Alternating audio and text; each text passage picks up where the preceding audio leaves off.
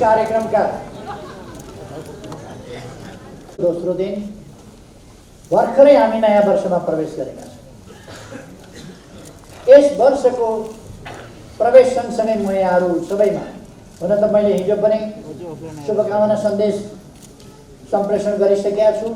सबैमा फेरि पनि एकपल्ट नयाँ वर्षको शुभकामना यहाँहरू सबैमा अर्पण गर्न चाहन्छु। आगामी वर्ष यहाँहरूको सुस्वास्थ्यको, सुख समृद्धि र सफलताको वर्ष होस्। यो आगामी वर्ष भनेको यो हामी प्रवेश गरेको अहिलेको वर्ष, चालु वर्ष भनौँ। यो वर्ष सन् 2021 नेपालको इतिहासमा एउटा ऐतिहासिक वर्ष हुनेछ। यो वर्ष संविधान कार्यान्वयनको सम्बन्धमा हामीले स्थापना गरेको संघीय लोकतान्त्रिक गणतन्त्रको सुरक्षा, त्यसको सुदृढीकरण र त्यसलाई कार्यान्वयन गर्दै अगाडि बढाउने सन्दर्भ यसले सुस्पष्ट मार्गनिर्देश र विकास गर्नेछ। यो वर्ष नेपालको कम्युनिस्ट आन्दोलनको 72 वर्षमा चलिरहेको इतिहासमा एउटा नयाँ महान शुद्धिकरण अभियान, महान शुद्धिकरण आन्दोलन सफलताका साथ चलायो। त्रिशुली नदीमा तपाईले कुनै फोहोरहरू परेको देख्नुभयो भने त्यसका छालहरूले बिस्तारै बिस्तारै बिस्तारै बिस्तारै किनारतिर फ्याँक्छन्। किनारमा गएपछि पनि त्यस छालले त्यो फोहोर मैलालाई फेरि अर्को छाल आएर अलिक परतिर पानीभन्दा अलिक बाहिर पर्छ। नेपालको कम्युनिस्ट आन्दोलनले त्यसै गरी फोहोर तत्त्वहरूलाई किनारामा गरेर पनि अलिक बाहिरपट्टि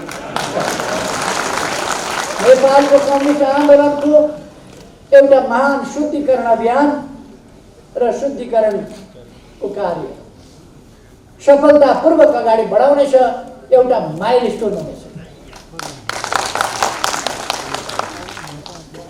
नेपालको लोकतान्त्रिक आन्दोलनलाई हाँक्नका लागि स्पष्ट गन्तव्य भएको र त्यो गन्तव्यतर्फ पुग्नका लागि सही नीतिहरू, सही बाटा, कार्यक्रम र योजनाहरू भएको त्यस्तो पार्टी, सही विचारमा संगठित भएको। संगठन भनेको के? सही विचारमा संगठित। अस्ति हाम्रो पार्टीको बैठकमा उपस्थित नभएर हराएका केही मान्छेहरू एउटा सभा गरेछन्। त्यहाँ एक थरीले एउटा नारा लगाए, अर्को थरीले अर्को नारा लगाए, त्यही ठ्याकठुक प्रबन्ध। दुईटा दर्शन ढुङ्गा ठोकिए जस्तो झल्याक झोलुक हुन थालेको छ। अहिले नै यस्तो छ उहाँहरू।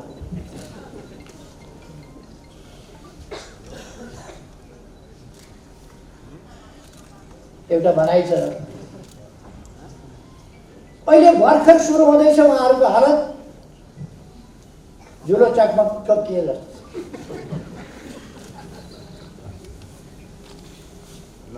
माथिका नेताहरूको ध्यान जम्मा जम्मी कुर्सीमा छ, पदमा छ। पद चाहिएको थियो भने त बैठकमा आउनु पर्थ्यो, यता लाग्नु पर्थ्यो, पाउने ठाउँमा लाग्नु पर्थ्यो। सुन्तला खानुपर्छ भने सुन्तला घारीतिर पो जानुपर्छ, सल्लाह घारीतिर जानु।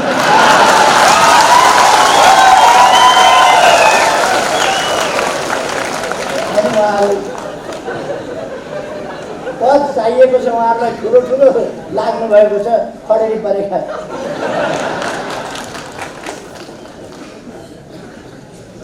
खैर, यो वर्ष सन् 2021 कोभिडमाथि हामीले नियन्त्रण पाउनेछौँ, कोभिडलाई पराजित गर्नेछौँ, पार्टीलाई सुदृढ बनाउनेछौँ, पार्टीलाई व्यापक बनाउनेछौँ र एउटा आँधी तुफानको रूपमा हाम्रो पार्टी अगाडि आउँछ। यस वर्षले हाम्रो राष्ट्रियतालाई अझ मजबुत बनाउनेछ। यस वर्षले हाम्रो स्वाधीनता स्वतन्त्रतालाई अझ मजबुत बनाउनेछ र त्यसको वास्तविक अर्थमा हामीले प्रयोग गर्नेछौँ। यस वर्षले हाम्रो भौगोलिक अखण्डतालाई अझ सुदृढ बनाउनेछ, हाम्रा राष्ट्रिय हितहरूलाई अझ सुदृढ बनाउनेछ। हाम्रो समृद्ध नेपाल, सुखी नेपालीको राष्ट्रिय आकांक्षा, त्यसलाई प्राप्त गर्ने सन्दर्भमा हामी निकै अगाडि बढिसकेका हुन्छौँ। यो वर्ष नेपालको इतिहासमा एउटा उल्लेख्य टर्निङ पोइन्टको रूपमा, एउटा बहुतै महत्त्वपूर्ण मोडको रूपमा, एउटा ज्यादै महत्त्वको घुम्तीको रूपमा, त्यस रूपमा यो वर्ष अंकित हुनेछ। हाम्रा उद्देश्यहरू संकीर्ण उद्देश्यहरू, व्यक्तिगत उद्देश्यहरू, पारिवारिक उद्देश्यहरू होइनन्। हामी छोरा बुहारी, भाइ भतिजा, छोरीका लागि लडिरहेका छैनौँ। यो देशका जनताका लागि लडिरहेका छौँ। देशका जनताका बाबु आमाका लागि, भाइ बहिनीका लागि, दिदी भाइका लागि, दिदी बहिनीका लागि, छोरा छोरीका लागि, देशका सन्तानका लागि, देशको भविष्यका लागि हामी लडिरहेका छौँ। एउटा भन्छ कसको धन्दा कतातिर, कसको धन्दा कसैको धन्दा खानातिर। अचम्म लाग्छ। तर साथीहरूलाई म भन्न चाहन्छु, तपाईहरुले हामीले पार्टी एकता त गर्यौं, एकीकरण गर्यौं। 3 महिनामा पूरा गर्ने एकीकरणको काम 3 वर्षमा पूरा गर्न दिएनन्, पूरा हुन सके। एकता एकीकरण गर्यौं। पार्टी तपाईहरुलाई थाहा छ, पार्टीले यस्तो सभा गर्न पाएको थियो। पार्टीका कमिटी चाहिँ थिए, कमिटीका बैठक जस्ता थिए।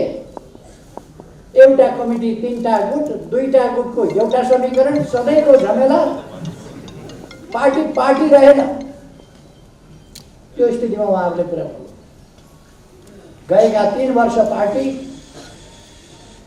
पार्टीले देशलाई अगाडि बढाउनका लागि महत्त्वपूर्ण काम गर्नु पर्थ्यो। महत्त्वपूर्ण कामका लागि, देश बनाउनका लागि, जनता सचेत बनाउनका लागि, जनतालाई संगठित गर्नका लागि पार्टीले कार्यकर्ता परिचालन गर्नु पर्थ्यो। तर कार्यकर्तालाई अलमलमा राखियो, असंगठित राखियो, कार्यकर्तालाई काम गर्न दिएन। हाम्रो पार्टीका जस्ता तेज तर्रार कार्यकर्ताहरू, बलिदानको पृष्ठभूमिबाट आएका कार्यकर्ताहरू, संघर्षको पृष्ठभूमिबाट आएका कार्यकर्ताहरू आज समाजका पछौटेपनहरूलाई हटाएर, अशिक्षालाई हटाएर, समाजलाई सचेत बनाउँदै, संगठित गर्दै विकास निर्माणको काममा अगाडि बढाउन नेतृत्व गर्नुपर्ने कार्यकर्ताहरू हल्न चल भएर काम गर्न नपाएर शिथिलतामा 3 वर्ष खेर फाल्नु पर्यो। त्यो तपाईहरुलाई थाहा छ। अहिले समस्या कहाँनिर रहेछ,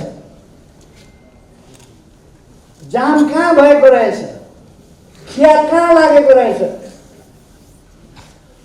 2टा नट बल्टु फेर्दाखेरि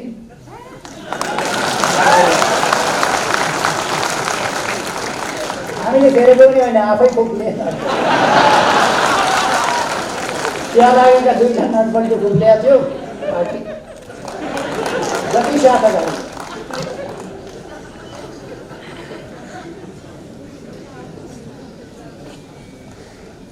अहिले उहाँहरू पार्टी फुट्यो भनेर कराइराख्नु भएको छ। निर्वाचन आयोगबाट हिजो मैले एउटा पत्र प्राप्त गरेँ। उहाँहरूले एउटा निवेदन हाल्नु भएको रहेछ, असली हामी हौँ भनेर। यो बर्मजियाको बुढाको पेडा पसल हो, असली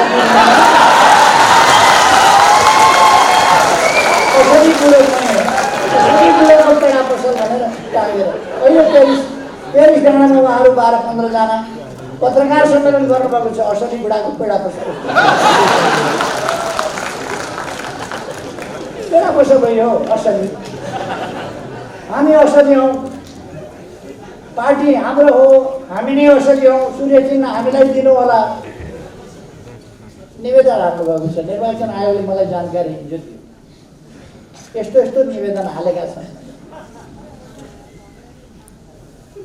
जसको घर हो ऊ निवेदन हाल्न जान्छ, मेरो घर हो। जसको जमिन हो ऊ मेरो जमिन हो भन्न जान्छ। जसको गाडी हो उसले यो मेरो गाडी हो भनेर निवेदन हाल्न जानुपर्छ। हामीले बनाएको पार्टी, त्यसकारण हामी निवेदन हाल्न गइरहनु पर्ने आवश्यकता छैन। हामी विधिसम्म ढङ्गले, लोकतान्त्रिक ढङ्गले, संविधानसम्म ढङ्गले, पार्टीको विधान अनुसार, पार्टीको नियमावली अनुसार, देशको कानुन अनुसार पार्टी सञ्चालन गरिरहेका छौँ। अब भेट्नु पुगेर झरेका 2टा फलहरूले रुखै मै हो भनेर दाबी गर्ने।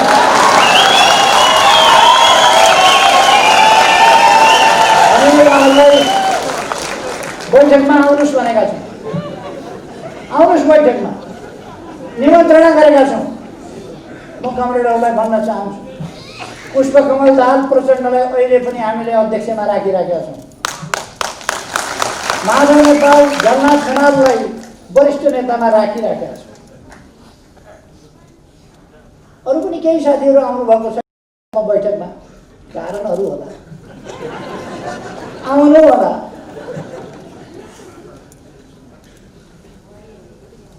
हामी कुनै हतारो गरिरहेका छैनौँ, हामी अहिले पनि सम्झाउन खोजिरहेका छौँ। पेरिस डाँडामा पत्रकार सम्मेलन चल्दैछ, यति गते यहाँ जाने, यति गते यो भेला गर्ने, सर्वदलीय भेला, सर्वदलीय भेटघाट, सर्वदलीय बैठक, प्रदेश स्तरीय भेला। अलिअलि यति मान्छे त, यति मान्छे त शिशीमा औषधि बेच्ने, त्यसले पनि रक्तपातमा जम्मा गर्छ। उहाँहरूको हालत अब त्योभन्दा बढी हुनेवाला छैन। रक्तपातमा शिशीमा औषधि बेच्ने, टाउको दुखेको, पेट दुखेको, कम्मर दुखेको, जानु गोला भएको, जुकाम, खाँसी, पिनास परेको, गरेका खसखस, सबैको औषधि उहाँहरू अब रक्तपातमा। उहाँहरूको हालत त्यही हो, किन उहाँहरूसँग राजनीति छैन। उहाँहरूको एजेन्डा देश होइन, उहाँहरूको एजेन्डा जनता होइन, उहाँहरूको एजेन्डा लोकतन्त्र होइन, उहाँहरूको एजेन्डा संविधान संशोधन होइन, उहाँहरूको एजेन्डा संविधानको रक्षा पनि होइन। यी सबै भन्ने कुरा, संविधान संशोधन गरे बापत उहाँहरूलाई कत्रो पीडा छ, नक्सा देशको छापे बापत कत्रो पीडा छ, देशमा विकास हुँदा उहाँहरूलाई कत्रो छटपटी छ। उहाँहरूको एजेन्डा यो होइन, उहाँहरूको एजेन्डा सपना फेरि कत्रो देखेको, अचम्म लाग्छ। कार्की ब्याङ्केटमा जानुभएछ, खानपिन यसो गर्नुभयो होला, केपी ओलीलाई निकालिदिउँ भन्नु भयो, केपी ओलीलाई निकालिदिए अरे निकालिदिउँ भनेर घोषणा। निर्वाचन आयोगमा पनि पत्र पठाएछन् केपी ओलीलाई निकाल्नु। निर्वाचन आयोगका आयुक्तज्यूहरू कति दिन हाँस्नुभयो मलाई थाहा छ। केपी ओलीलाई निकाल्नु।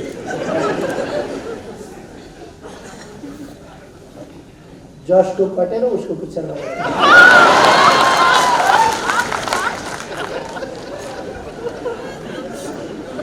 हामीले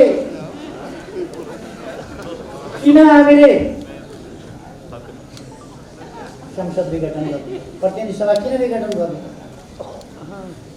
प्रतिनिधि सभामा जति काम गर्न सकिन्थ्यो प्रतिनिधि सभाबाट गर्न दिइएन। सबैलाई थाहा छ। सरकारले जति काम गर्न सक्थ्यो गर्न दिइएन।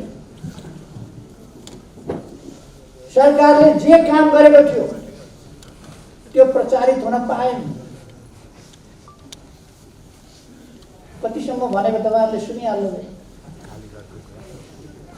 धरहरा बनाएको केपी ओलीले होइन, इन्जिनियरले हो। इन्जिनियरले धरहरा बनाउँदैन, डकर्मीले बनाउँछ। मैले सम्झाइदिएँ।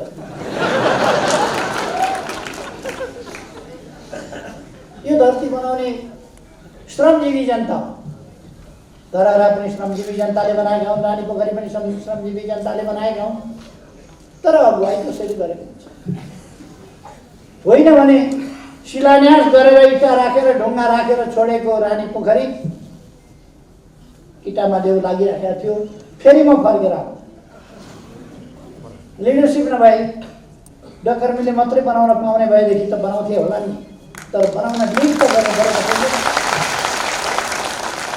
म आएपछि त रानी पोखरी बन्यो। यहाँहरूले देख्नुहोस्, अस्ति धरहराको 22औं तलाबाट काठमाडौँ यस्तो देखिन्छ भनेर अखबारमा मैले यसो फोटो हेरेँ। 22औं तलाबाट यस्तो देखिन्छ। धरहरा 22औं तलाबाट खिचेको फोटो पुरानो हो र? पुरानो धरहरा त 22 तला थिएन। अहिले धरहरा 22 तला त बनिसकेछ होइन? 22 तला त बनि नै सकेछ, जहाँ पत्रकार गएर फोटो खिचे काठमाडौँ। अर्थात् उहाँहरूलाई गरेको काम पनि भएको काम पनि भयो भन्न नसक्ने। देख्दा छातीको साइज उत्रै छ, चित्तभित्र मान्छे हेर्दा साइज सानो छैन, तर चित्त राम्रो काम भयो भन्न पनि नसक्ने। राम्रो कामको प्रचार हुन पाएन, जनताले थाहा पाउन पाएन। यस बीचमा असाधारण प्रगति भयो। दुनिया आश्चर्यचकित हुने गरी ठुलो आर्थिक वृद्धि दर। विश्वका 10वटा देशहरू जसले तीव्र आर्थिक वृद्धि दर गरे त्यसमा नेपाल पर्यो। 10वटा मानव विकास सूचकाङ्कमा अगाडि बढ्दै जाने तीव्रताका साथ अगाडि बढ्ने देशमा नेपाल बनिएको छ। आज विश्वमा नेपाल कहाँ छ? कतिले नेपाल सुनेका थिएनन्। नेपाल कहाँ छ थाहा थिएन। अहिले नेपाल कहाँ छ थाहा छ। नेपालको प्रधानमन्त्रीको बाहिर चर्चा पनि हुँदैन। अहिले भारतको हरेक मान्छेलाई सोध्नुभयो भने नेपालको प्रधानमन्त्री को छ भनेर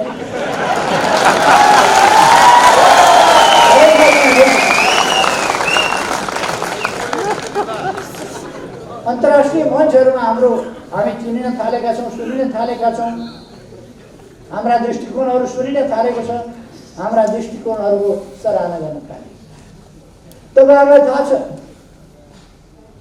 भारतका प्रधानमन्त्री मोदीजी आउनुभयो। मोदीजीले समृद्ध नेपाल, सुखी नेपालीको तपाईँहरूको राष्ट्रिय आकांक्षा बिल्कुल सही छ, यो सफल होस् त्यसका लागि हामी मद्दत गर्छौँ। भारतका प्रधानमन्त्रीलाई नेपालको राष्ट्रिय आकांक्षा, नेपालले पुग्न खोजेको गन्तव्य थाहा छ। चिनिया राष्ट्रपति आउनुभयो, उहाँले भन्नुभयो समृद्ध नेपाल, सुखी नेपालीको राष्ट्रिय आकांक्षा पुरा गर्न हामी पनि मद्दत गर्छौँ। एकदम सही आकांक्षा हो तपाईँहरूको, सही गन्तव्य हो। तर प्रचण्ड माधव नेपाल झलनाथ खनालहरूलाई यो राष्ट्रिय आकांक्षा थाहा भएको कहिले बोल्या सुन्नुभएको छ तपाईँ? यो राष्ट्रिय आकांक्षासँग उहाँहरूको भैरभाव किन? हरेक नेपालीले बोल्नुपर्ने कुरा होइन यो, तर बरु अरूले बोल्ला। एउटा भनाइ छ नि, ढुङ्गो बोल्ला ऊ बोलेन, ढुङ्गो बोल्ला उहाँहरू बोल्नु, किनभने उहाँहरूलाई चित्त दुख्छ यसको जस यसको श्रेय कसैलाई जान्छ कि। हामी श्रेयका लागि काम गर्दैनौँ, जसका लागि काम गर्दैनौँ। मलाई जस श्रेय केही चाहिएको छैन, तर देशमा काम हुनु पर्यो, विकास हुनु पर्यो, मेरो आकांक्षा। नेपाली जनताले पाइरहेको दुःख अन्त्य हुनु पर्यो। नेपाली जनता भोकै प्यासै बस्न पर्ने स्थितिको अन्त्य गर्नु पर्यो। हामी गर्न सक्छौँ। यो 1 वर्ष हामीलाई कोभिड-19ले दुःख दियो। हाम्रो अर्थतन्त्र, हाम्रा विकासका प्रयासहरूमा, हाम्रा शिक्षाको क्षेत्रमा, हाम्रा स्वास्थ्यका क्षेत्रमा हामीले कठिनाइको सामना गर्छौँ। विकास निर्माणको कामलाई गतिसाथ अगाडि बढाइरहेको ठाउँमा कोभिड-19ले हामीलाई अलिकति धक्का दियो। तर हामी फेरि पनि यसलाई नियन्त्रण गर्छौँ। मैले भने यसै वर्ष यसलाई नियन्त्रण गरेर हामी अगाडि बढ्छौँ। हामी अहिले तपाईँहरू अनुमान गर्न सक्नुहुन्छ, कम्बोडियाले प्लेन चार्टर गरेर सायद आइपुग्यो होला औषधि। कम्बोडियाले प्लेन चार्टर गरेर हामीलाई औषधि सहयोग गर्छ। हामीले मागेर होइन, आफ्नै तर्फबाट उहाँहरूले नमागिकन सहयोग गर्दै, अथवा हाम्रो अन्तर्राष्ट्रिय मित्रता यस्तो। हाम्रो चीनसँग, भारतसँग सम्बन्ध अझ प्रगाढ हुँदै गएको छ। तपाईँहरूलाई बताऊँ, 3 दिन अगाडि मात्रै हाम्रो ऊर्जा सचिवको नेतृत्वमा टोली भारत गयो र त्यहाँ अगाडि नै सम्झौता भएको। एउटा त शारदा ब्यारेज बनेको, शारदा नहर चलेको 1928 देखि, अथवा 92 वर्षदेखि चाँदनी दोधाराको सिरानबाट शारदा क्यानल बन्यो। चाँदनी दोधाराले पानी पाएको थियो। अत्यन्तै विरोध गरिएको सन्धि, एकीकृत महाकाली सन्धि, त्यसमा शारदा नहरबाट चाँदनी दोधारालाई क्युमेक्स पानी दिने सहमति गरियो। तर अहिलेसम्म सरकारहरू 25 वर्षै सरकारहरू चल्दा कुनै सरकारले त्यो सम्झौता पल्टाएर यो पानी चाहियो भनेर भन्न हिम्मत गरेको। अस्तिका दिन 6 महिनाभित्र अब शारदा ब्यारेजमा, शारदा क्यानलबाट हेडवर्क बनाउन थालिने र काम अगाडि बढाइने, अब चाँदनी दोधाराले सिँचाइ पाउने सहमति। अब हामी नहर बनाउँछौँ, चलाउँछौँ। विकास निर्माणका लागि हामीले विभिन्न आइसिपी, तपाईँहरूले सुन्नुभएको छ, इन्टिग्रेटेड चेक पोस्टहरू हामीले वीरगञ्ज, विराटनगर, भैरवा विभिन्न ठाउँमा चलाएका छौँ, नेपालगञ्जमा चलाइरहेका छौँ र त्यही कुरा हामी चाँदनी दोधारामा हुन्छ। रक्सौलबाट काठमाडौँ रेल आउने कुरा तपाईँहरूले सुन्नुभएको छ, सर्वे भइसकेको छ। केरुङबाट काठमाडौँ रेल आउने, त्यो पनि तपाईँहरूले सुन्नुभएको छ। देश सुरुङ मार्गमा प्रवेश गरेको छ, सुरुङ खनेर थालेको छ। अब सुरुङ कस्तो हुन्छ भनेर यसो हेर्न मन लाग्यो भने, पिकनिक जान मन लाग्यो भने, यसो घुम्दै जाउँ न मोटरबाइकमा, सुरुङ कस्तो हुँदो रहेछ भने थानकोट जानुभयो हुन्छ। अब हामी सुरुङ हेर्न विदेश जानु पर्दैन, यहीँ थानकोटमा हेर्छ। अब टोखा छ अरे, सुरुङ मार्ग निर्माण हुनेवाला छ। बेत्रावतीबाट स्याफ्रू बेसीसम्म सुरुङ मार्ग निर्माण हुनेवाला छ। यस्ता थुप्रै कामहरू भइरहेका छन् तराईको सिँचाइका लागि। सुनकोशी मरिन डाइभर्सन त्यसको अब ठेक्का लाग्ने स्थितिमा पुगेको छ। टनेल बनाएर पानी लाने बिजुली निकाल्ने। हुलाकी राजमार्गको चर्चा धेरैले गरे, बनाउन हामी नै चाहियो। हामीले हुलाकी राजमार्ग अरूका समयमा तराई डुबानमा पर्यो, हामीले वार्ता गरेर डुबान खोल्यौँ। हाइवेबाट तराईका सदरमुकाम जान पर्यो भने 20 किलोमिटर 25 किलोमिटरको बाटो 2 घन्टा 2.5 घन्टा लाग्थ्यो, बाटो बिग्रिएर। अहिले ढल्केबरबाट जनकपुर जाने साथीहरू बाटो सम्झना होला, पथलैयाबाट बिरगञ्ज जाने साथीहरू बाटो त सम्झना होला, यहाँ बुटोलबाट भैरवा जाने बाटो साथीहरूलाई सम्झना होला, भैरवाबाट लुम्बिनी जाने बाटो, तौलियावा जाने बाटो 4 लेनको बन्दैछ, त्यो पनि थाहा होला। सरकारले सिटको भाँचेन भनेर नेताहरू उफ्रिँदै हिँड्ने नेताहरू सुदूरपश्चिमका पनि अत्तरियाबाट धनगढी 15 मिनटको बाटो, 6 लेनको अहिले चौडा। हामी बुटोल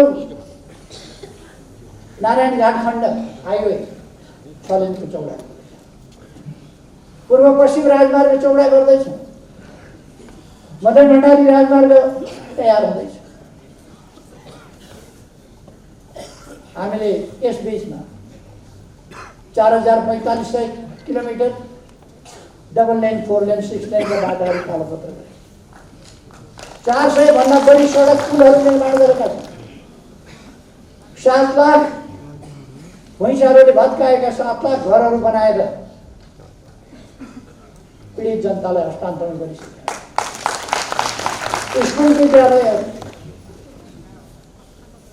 तराईमा केपी ओली मधेस विरोधी भनेर हिँड्नेहरूलाई साथीहरूले सोध्न सक्नुहुन्छ।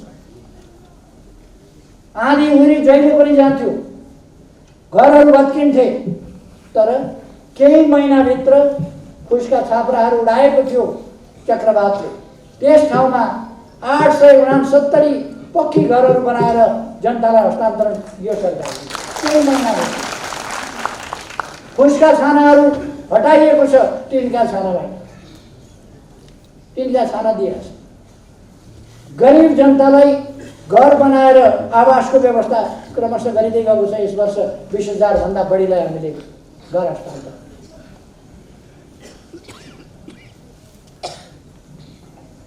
यो मान्छेले नेतृत्व गरिरहन पायो भने त देश त सर्लक्कै परिवर्तन भएर अरूले त फेरि कुरै गर्न नपाउने खालको स्थिति बन्छ कि क्या हो भनेर केही मान्छेको मन भयो। केहीलाई अत्यन्तै छटपटी भयो, छिर्के लाउन खोजे, लड्दै, अल्झाउन खोजे, अल्झिँदैन, रोक्न खोजे, रोकिँदैन। अनि अस्त व्यस्तता सिर्जना गर्ने, गाल मुखाल गरेर हिँड्ने, मुख छोडेर हिँड्ने, तथानाम भनेर हिँड्ने उनीहरूका जुलुसहरूका नारा सुन्नुभयो होला कति। मैले धेरै वर्ष अगाडि भनेको थिएँ, गोरु नाङ्गो देख्दा मलाई लाज लाग्दैन।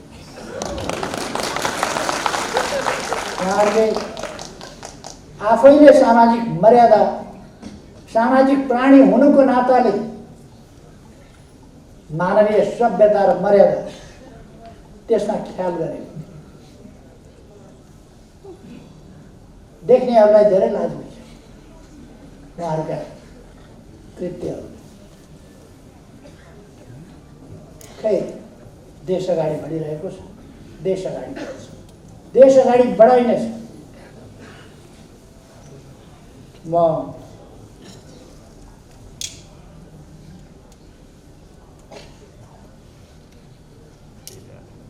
अर्को एउटा कुरा, प्रतिनिधि सभा विघटन गरेर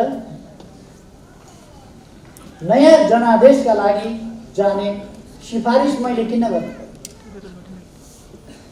किनभने लोकतन्त्र खतरामा पर्यो, संविधान खतरामा पर्यो, स्थिरता र स्थायित्व खतरामा पर्यो। उहाँहरूको योजना के? जाली समाचारहरू केही पत्रिकाहरूमा, आजको पत्रिकामा पनि जाली समाचार छपाएको छ, फ्रन्ट पेज। मान्छेहरूलाई भड्काउनका लागि झुटा समाचारहरू प्रायोजित ढङ्गले आफूलाई स्थापित हुँ भन्ने दैनिकहरूले छापेका छन्, फ्रन्ट पेज। फलानासँग सल्लाह गरेर विघटन गरेका थिए। पुनर्स्थापना भयो भने फलानालाई प्रधानमन्त्री बनाउँछु भन्यो। पुनर्स्थापना हुने कुरा आयो कहाँबाट? पुनर्स्थापना कहिले हुन्छ भन्यो? पुनर्स्थापना हुन्छ भनेर अलिक दिन कार्यकर्ता झुक्क्याउन उहाँहरूले भन्नु होला, 2-4 मान्छेहरूलाई झुक्क्याउन। पुनर्स्थापना हुँदैन।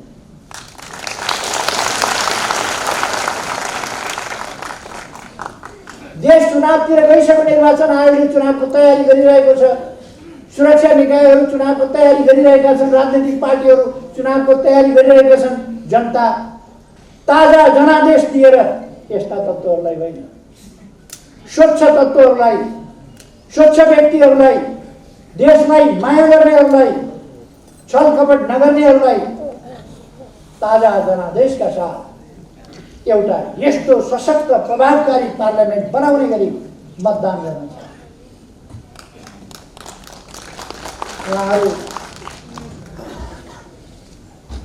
उहाँहरू निकै ठुला कुरा गरेर हिँडिरहनु भएको। प्रत्यक्षमा 165 सिट आउँछ।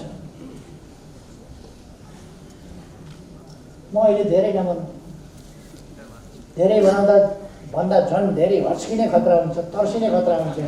ठिकै मात्रै भन्ने छु मैले, थोरै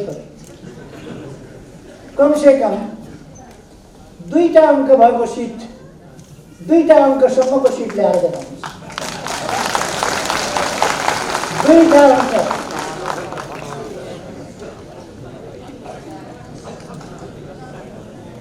तर त्यस स्थितिमा उहाँहरू पुग्न, उहाँहरू फर्किनुहुन्छ, छनक पाइसक्नु उहाँहरू। त्यसकारण उहाँहरूलाई ठाउँ राखेका छ हामीले। केन्द्रीय कमिटीमा उहाँहरूको ठाउँ छँदैछ जस्ताको त्यस्तै। यति हो, अब फर्किएर फेरि उपद्रव मचाउन पाइन्छ। अब फर्केर उहाँहरूलाई खानकोमा राखिदिनुहोस्, खानकोमा बस्नुपर्छ, पार्टी झैँ काम गर्नुपर्छ, पार्टीको नेता झैँ बोल्नुपर्छ, पार्टीको कार्यकर्ता झैँ बोल्नुपर्छ। अनेकता र गुटबन्दी गर्न पाइँदैन। त्यसकारण अब गुटबन्दीलाई हामीले बिदा गर्छौँ। व्यक्ति फर्किए पनि प्रवृत्ति फर्कन दिइने छैन। व्यक्ति फर्किए पनि अब गुटबन्दी फर्किन दिइने छैन। हामीले जब देश अप्ठ्यारोमा पर्यो, देश सङ्कटतिर रहन चाहनुभयो उहाँले, दलभित्रैबाट दलको नेतालाई थाहा छैन, प्रथम अध्यक्षलाई थाहा छैन, प्रधानमन्त्रीलाई थाहा छैन, हस्ताक्षर बोकेर कहिले राष्ट्रपति कहाँ पुग्या, कहिले कतातिर पुगेका छन् हस्ताक्षर बोकेर। थैलोमा हस्ताक्षरको प्रति लिएर, कागज लिएर कुदेका छन्। केन्द्रीय कमिटीको बैठक बोलाउनु पर्यो, कामरेडहरू सही गर्नुहोस् भनेर केन्द्रीय कमिटीको बैठक बोलाउन सही गर्नुपर्छ। बोलाइहालिन्छ नि केन्द्रीय कमिटीको। त्यस बहानामा सही गर्न नआउनुभयो। अनि उहाँहरूले पेश गर्न चाहिँ अविश्वासको प्रस्तावका लागि पेश गर्दा चाहिँ विशेष अधिवेशन बोलाउनका लागि भनेर पेश गर्यो, जुन कुरा झुट हो।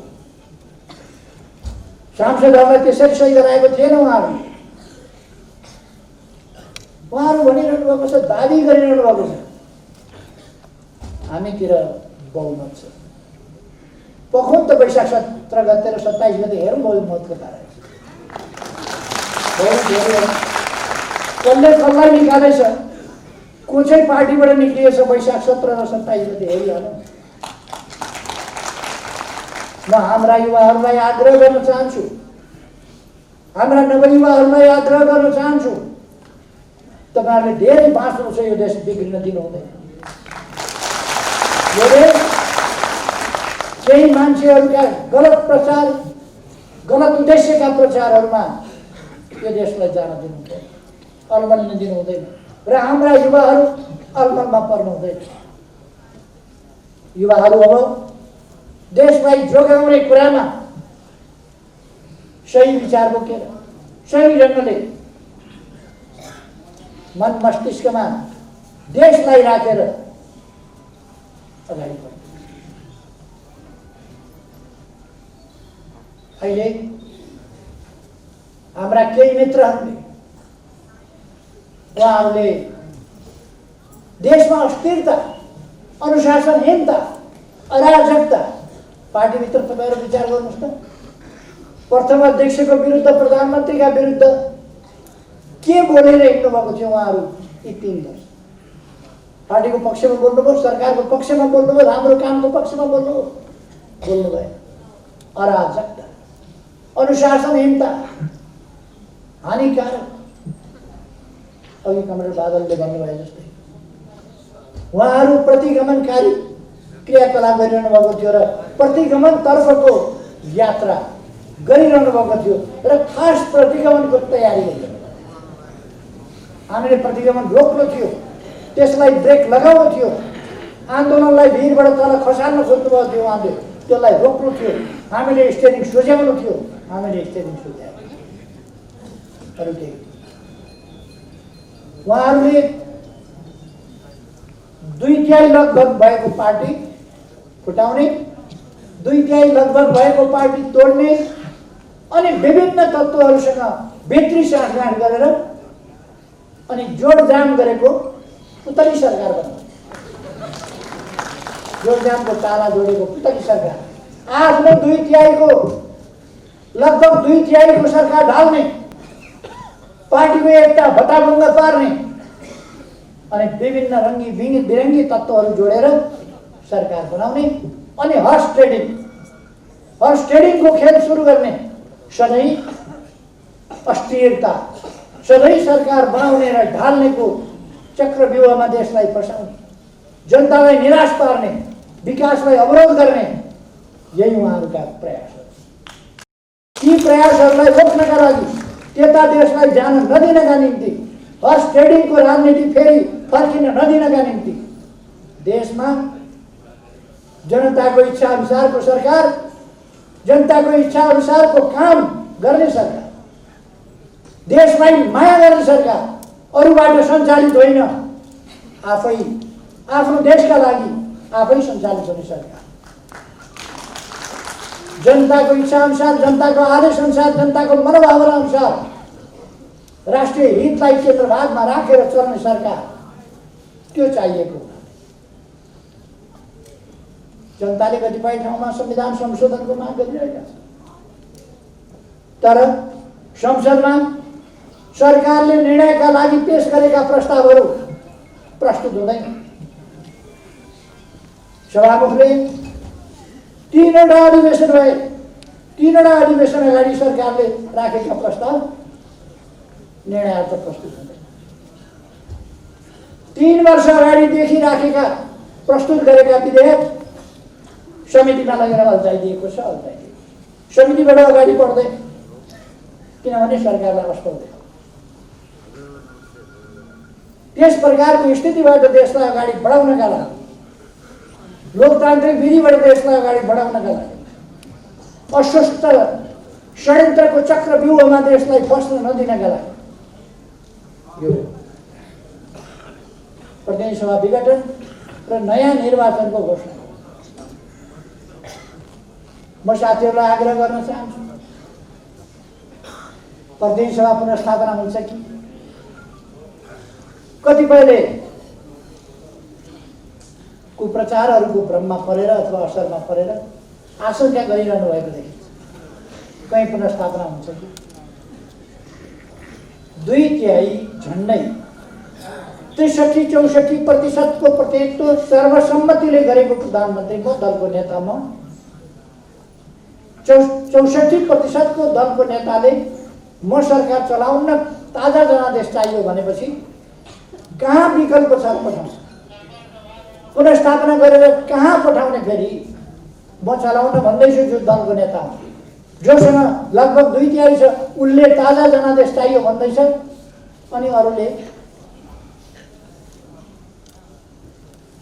घरवाला भन्दैछ छानो चुयो अर्को बनाउँछु भनेर, छानो भत्कायो, पुरानै छानो चाहियो भनेर छिमेकी तरफ हुन्छ कहीँ थियो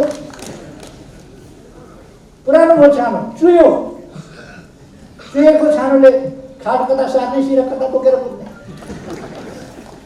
त्यस कारण चुएको छानोले भएन, नयाँ छानो भत्काइयो, नयाँ हालिँदैछ, पुरानै छानो फर्किन्छ, पुरानै खरका टुक्रा बन्द हुने कुरा होइन यो। अर्को कुनै विकल्प छैन। प्रधानमन्त्रीले विघटन गर्ने संविधानमा कतै उल्लेख छैन भने धारा 76 को धारा 7 मा प्रधानमन्त्रीको सिफारिसमा राष्ट्रपतिले प्रतिनिधि सभा विघटन गरी नयाँ प्रतिनिधि सभाको निर्वाचनका लागि मिति तोक्नेछ भन्ने उल्लेख छ संविधान। अनि किन चाहिँ उहाँहरूको भनाइ होला, कसैले भन्ला धेरैवटा पार्टी मिलाएर सरकार बनाउने, जतिवटा पार्टी मिलाए पनि बाँकी रहेको 36% होइन, 36%ले बन्छ सरकार। सरकार बन्ने ठाउँै छैन, त्यो मास्तिरका अवस्थानहरू। पहिले यो सरकार 2 अनुसार बन्यो, त्यसपछि यो सरकार 76-1 को सरकार बन्यो एकीकरण भएपछि। पहिले गठबन्धनको सरकार बनेको थियो, त्यसपछि एकल पार्टीको बहुमतको सरकार बन्यो। पहिले संविधानको धारा 76 को 1-1-2 अनुसार बनेको थियो, पछि एकीकृत भएपछि 1 अनुसार बन्यो। 1 अनुसारको बहुमतको सरकारले विघटनको सिफारिस गरिसकेपछि उसले चलाउन यो सरकार, यो प्रतिनिधि सभा भएन, यसबाट देशलाई अगाडि बढाउन सकिँदैन। राष्ट्रको बाँकी अवधि 1.5 वर्ष होला, 2 वर्ष होला, त्यो बाँकी अवधि खेर फाल्नु हुँदैन। त्यसकारण बाँकी अवधि खेर फाल्न नदिनका लागि, झमेलायुक्त स्थिति अन्त्य गर्नका लागि, काम गर्नै नसक्ने नपाउने व्यवधानयुक्त अवरोधयुक्त अन्त्य गर्नका लागि, अवस्थालाई अन्त्य गर्नका लागि हामीलाई नयाँ ताजा जनादेश चाहियो। त्यसकारण यो फर्किने सम्भावना छैन। मुद्दा लड्न त पाइयो, मुद्दा त मान्छेले लड्ला, मुद्दा लड्नु एउटा कुरा, तर प्रधानमन्त्रीको अधिकार प्रयोग गरेर यस विघटनको सिफारिस गरियो। यही कुरा केही दिन अघि, केही महिना अघि बेलायतका प्रधानमन्त्री बोरिस जोन्सनले अटेरी गर्ने 21 जना सांसदलाई बर्खास्त गरेका थिए। त्यसपछि संसद विघटन गरेका थिए र नयाँ जनादेशमा गएका थिए। अत्यधिक मजाले बहुमत ल्याएर फेरि प्रधान। म साथीहरूलाई भन्न चाहन्छु, यस्ता दृष्टान्त थुप्रो छ। इजरायलमा पनि अहिले संसद विघटित भएको छ। यो संसद प्रतिनिधि सभा प्रधानमन्त्रीले विघटन गर्न सक्छ। संसदीय व्यवस्था भएका देशहरूको यो स्वाभाविक अभ्यास हो।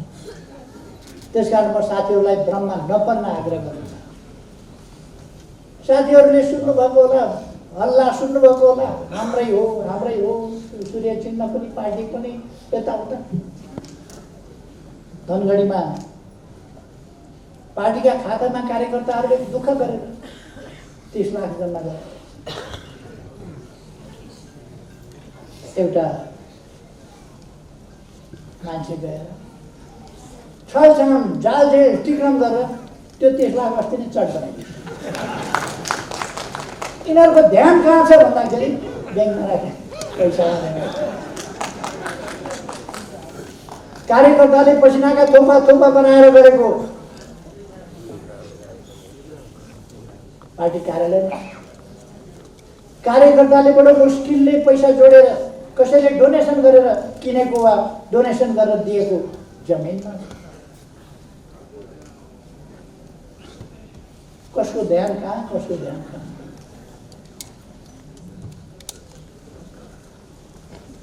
कसको धन्दा के कसको धन्दा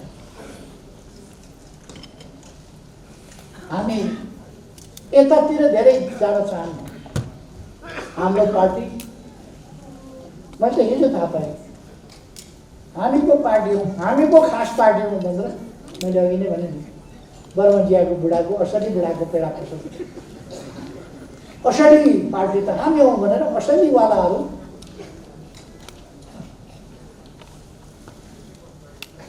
एकपल्ट चार्ली च्याप्लिनको क्यारिकेचर गर्ने कम्पिटिसन भएछ कसले क्यारिकेचर गर्ने सबभन्दा राम्ररी चार्ली च्याप्लिनको त्यहाँ केही प्रतिस्पर्धीहरू भए जसमध्ये 4वटा चाहिँ फाइनल राउन्डमा गए फाइनल राउन्डमा जाँदा चार्ली च्याप्लिन चाहिँ परेछ चार्ली च्याप्लिनले पनि भाग लिएको थियो त्यो चाहिँ चार्ली च्याप्लिन जस्तो ठहरिएन अर्को चाहिँ ठहरियो हाम्रो अदालत चार्ली च्याप्लिन कुन चाहिँ हो भनेर छुट्याउन नसक्ने अवस्था छैन जुगा हेरेर चिन्छ जेल लगाएको कपाल हेरेर चिन्छ अनुहार हेरेर चिन्छ अनेक हिसाबले चिन्छ कुम हल्लाएकोबाट चिन्छ अनेक हिसाबले चिन्छ चार्ली च्याप्लिन चिन्नमा हाम्रो अदालतले गल्ती गर्यो हाम्रो निर्वाचन आयोगले गल्ती गर्यो हाम्रा न्याय निरूपण गर्ने निकायहरूले गल्ती गर्यो इतिहास सबैलाई थाहा छ त्यस कारण साथीहरू ढोका रहनु सूर्य चिन्ह हामीसँग हुन्छ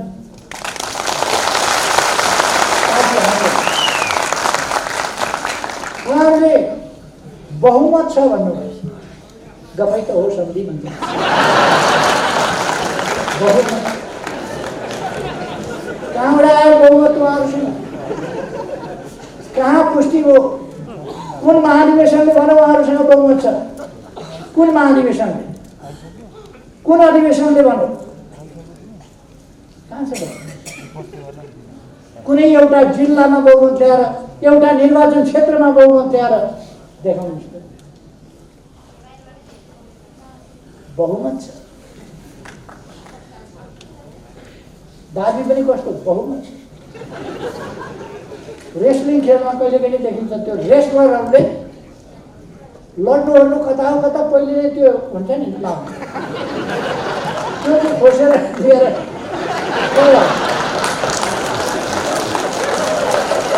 अनि जब रेस्लिङको कोर्टमा जान्छ अर्काले मुक्का दिएपछि अनि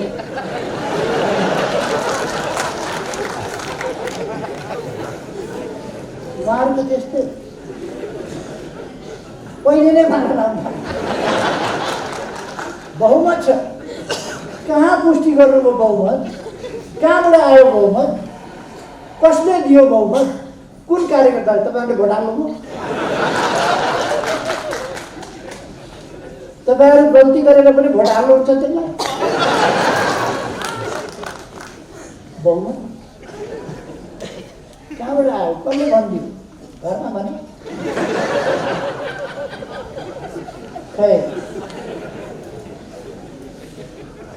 म साथीहरूलाई एकदम ढुक्क र आग्रह यो 21औं शताब्दीको 21औं मैले सुरुमै भने यस देशका लागि यो विश्वका लागि पनि एउटा असाधारण ऐतिहासिक वर्ष हुनेछ त्यसै गरेर यस देशका निम्ति यो उल्लेख्य ढङ्गले असाधारण र ऐतिहासिक वर्ष हुनेछ हामी अब चुनावको अभियानमा छौँ हाम्रा कमिटीहरू चुस्त दुरुस्त बनाऊ धुलो लागेको छ भने त्यसलाई छड्काड फड्काड गरौँ अगाडि आँधी तुफान भएर अगाडि बाढी चाहिँ अगाडि बढ्नु हामी। त्यसपछि यस्ता गफहरू आँधीले भगाएर लान्छ, बाढीले भगाएर लान्छ।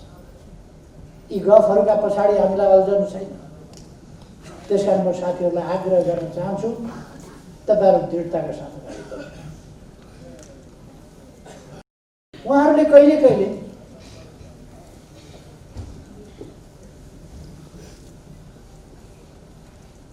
कस्तो हुन्छ भने एउटा चोर घरभित्र पसेछ, अँधारामा भाँडा ट्याङ्ग्याङ्ग ठोकिएछ। भाँडा ठोकिएपछि घरवालाले चोर आयो कि क्या हो भने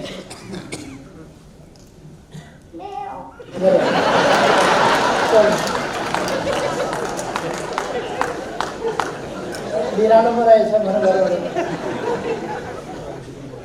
एकछिनपछि फेरि यसो चल्ने बित्तिकै अँध्यारो थियो।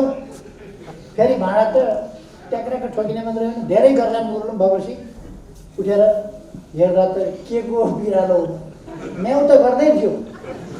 तर घरवालाले टर्च बालेर यसो हेर्दा त ढाडे। त्यसको गति के भयो होला तपाईँहरू आफै खै। एकछिन अल्मल्याउन खोज्छन्, एकछिन झुक्क्याउन खोज्छन्, अँध्यारोमा भेट्टायो भने म्याउ गरेर उम्किन खोज्छन्। तर म्याउसँग जे गरेर पनि उम्किँदैन होइन। यसपल्ट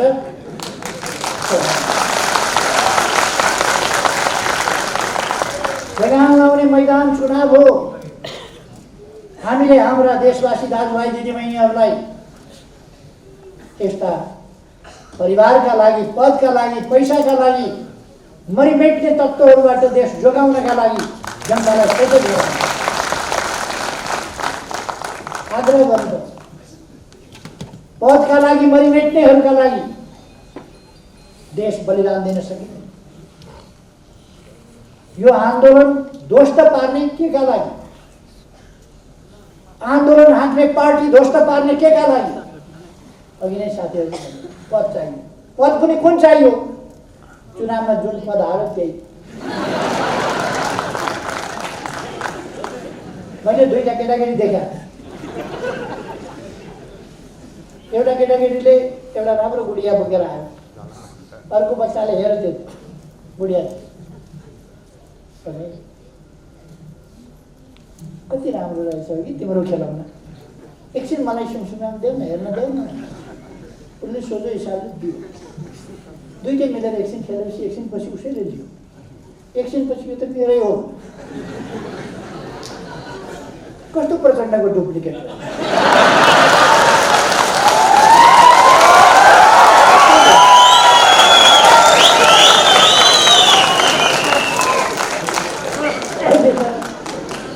एकता के गरिएको थियो, एकछिन खेलाउन के दिएको थियो, कार्यकारी के चाहिँ दिएको थियो।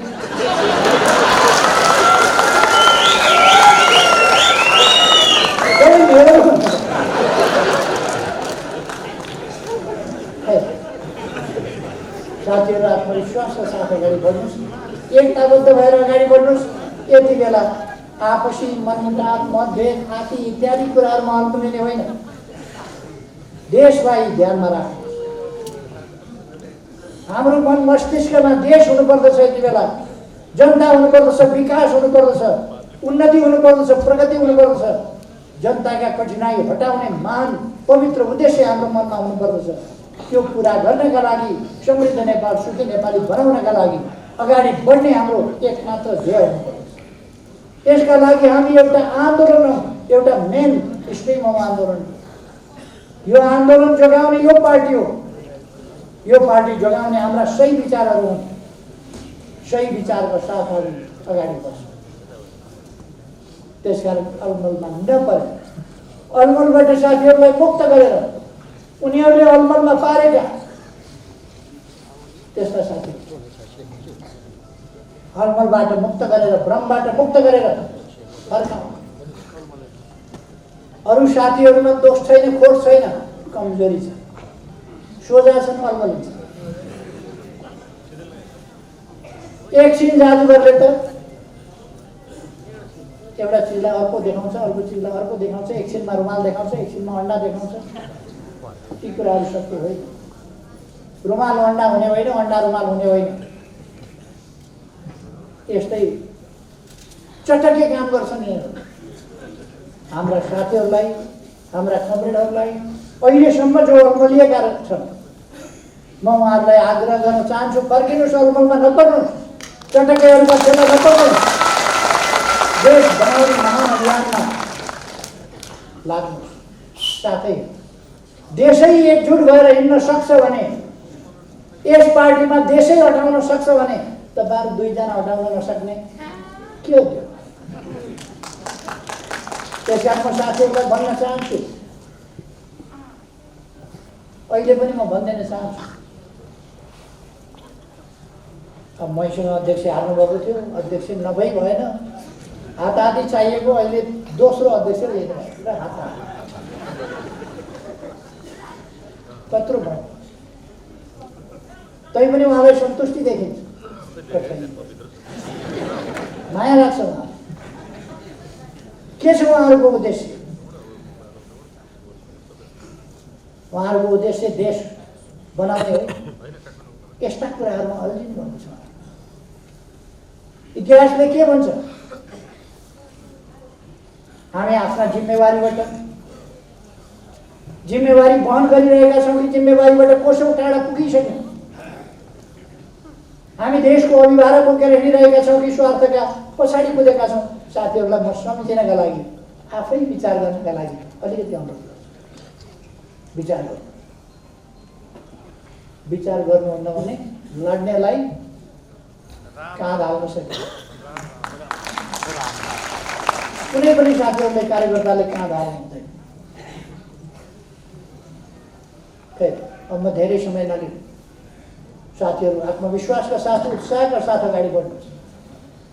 50 वर्ष अगाडि पार्टी टुक्रा टुक्रामा थियो, आन्दोलन टुक्रा टुक्रामा थियो, लोकतान्त्रिक आन्दोलनको ढाड भाँचिएको थियो, प्रगतिशील आन्दोलनको, वामपन्थी आन्दोलनको ढाड भाँचिएको थियो र ती टुक्रा टुक्रा। त्यस्तो बेलामा निरङ्कुश राजतन्त्र, निर्दलीय पञ्चायती तानाशाही व्यवस्था, त्यस्तो अवस्थामा आन्दोलन हामीले सुरु गर्यौँ। हाम्रो आन्दोलनका दुईटा पक्ष थिए।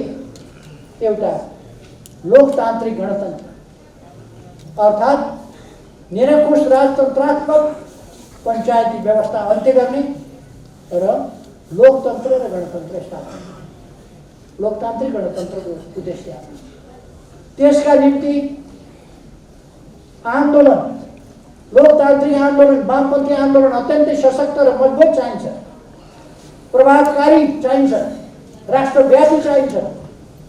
त्यस्तो आन्दोलन निर्माण, त्यसका लागि कम्युनिस्ट पार्टी सशक्त चाहिन्छ, विचारमा सुस्पष्ट र सुदृढ संगठन भएको पार्टी चाहिन्छ। त्यो कुरा हामीले गर्न थालेका। त्यस ठाउँबाट थालेर नयाँ पार्टी निर्माण गरेर त्यस ठाउँसम्म हामी पछाडि फर्किने होइन, हाम्रो गति यहीँ रोकिने होइन, हामी अगाडि बढ्दै जान्छौँ। हाम्रो अभियान, हाम्रो आन्दोलन आधा शताब्दीमा हामीले यहाँ ल्याइ पुर्याएका छौँ। यति सशक्त आन्दोलन हिजो त हामी हिम्मत हारेका थिएनौँ। जेलका चिसा छिडीहरूमा, कालकोठरीका छिडीहरूमा हामी हारेका थिएनौँ। हाम्रो हिम्मत हारेको थिएन। एक्लै हुँदा पनि हाम्रो महान उद्देश्यको कारणले हामी भोलि सयौँ, हजारौँ, लाखौँ हुन सक्छौँ भनेर हामी विश्वास। आज त हामीसँग यत्रो मजबुत पार्टी छ, सही विचार बोकेको पार्टी छ, गन्तव्यतर्फ अगाडि बढेको पार्टी छ। यस्तो पार्टी भएपछि हामी, म साथीहरूलाई भन्न चाहन्छु, मुनामदनमा मदनले भने जस्तो, तिमीले हाँसे म हाँक्न सक्छु भनेको थिएँ। म साथीहरूलाई भन्न सक्छु, तपाईँहरू एकजुट भएर गतिशील ढङ्गले अगाडि बढ्नुहोस्।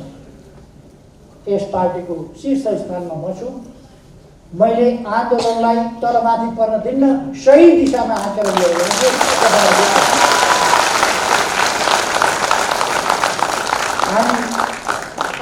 जीवन राजतन्त्रसँग जिउँदो राजतन्त्र, बलियो राजतन्त्र त्यति बेला थियो। त्यति बेला खाली हातले हामीले हात पन्जा लडाएर ढाल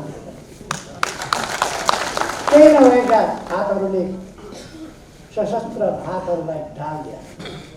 राजतन्त्र हामीले थाल्यौँ, गणतन्त्र हामीले ल्याएका, लोकतन्त्र हामीले ल्याएका हौँ, तानाशाही हामीले फालेका, अन्धविश्वास र पछौटेपनहरूलाई पराजित गर्दै हामीले अगाडि बढाएका, जात जात भाषा भाषा क्षेत्र क्षेत्र भूगोल भूगोलमा बाँडेर पहिचानका नाउँमा नेपाली जनतालाई लडाउन भिडाउन खोज्ने र नेपालको भविष्य ध्वस्त पार्न खोज्ने, नेपाललाई रुवान्डा बनाउन खोज्ने त्यस्ता अभ्यासहरूलाई हामीले ध्वस्त पारेर राष्ट्रिय एकता जोगायौँ।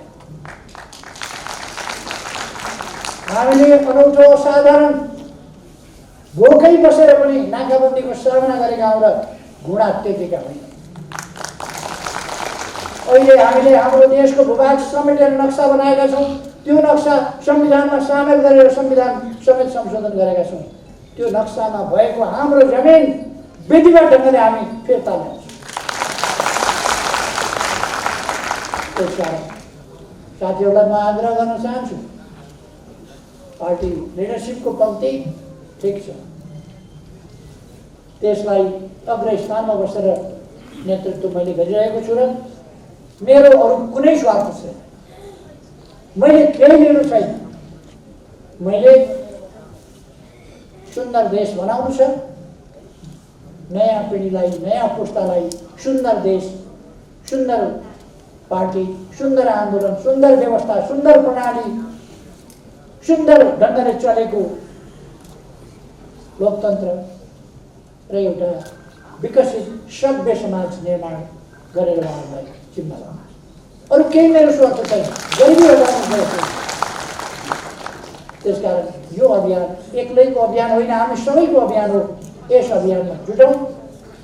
म साथीहरूलाई आग्रह गर्न चाहन्छु, फेरि एकपल्ट सबैमा नयाँ वर्ष 2021 इस्वी सन् यसको शुभकामना व्यक्त गर्दै आफ्नो भनाइ टुङ्ग्याउँछु।